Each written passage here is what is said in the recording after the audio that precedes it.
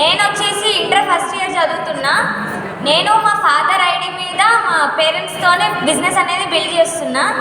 నేను ఈ బిజినెస్ని బిల్డ్ చేయడానికి కారణం ఏంటంటే, ఇప్పుడు బీటెక్ చేసిన వాళ్ళు, ఎంటెక్ చేసిన వాళ్ళే ఖాళీగా చాలామంది ఉంటున్నారు.